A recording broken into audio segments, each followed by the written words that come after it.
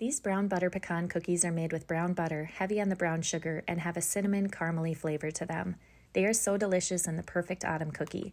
First, you'll want to toast the pecans. To toast them, set the oven to 350 degrees Fahrenheit. Lay the pecans flat on a large baking sheet and bake in the oven for 10 minutes, giving the pan a little shake halfway through baking. Allow them to cool before chopping them. Next, it's time to brown the butter. Cube up 2 sticks of butter. The butter is going to melt, then start to bubble up and boil. You'll want to make sure that you're mixing the butter continuously as it boils and eventually turns brown. It will take about 5 to 7 minutes for the butter to brown. You'll know it's ready when it has a layer of foam on it and the butter is, you guessed it, brown. Allow the brown butter to cool before mixing the ingredients.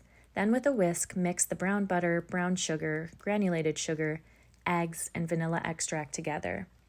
Make sure to scrape the little brown bits from the brown butter. That's the part that adds a ton of flavor. Then add the baking powder, baking soda, cinnamon, nutmeg, and ginger.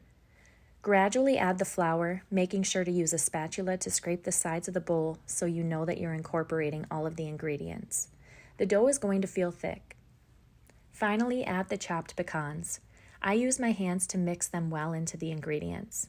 Save some of the toasted pecans to top the cookies with before putting them into the oven. Scoop the dough with a 2-tablespoon cookie scoop or your hands onto a baking sheet, and then chill the dough for 30 minutes before baking. This ensures that the cookies won't spread or get too crispy. We're going for chewy, puffy cookies here.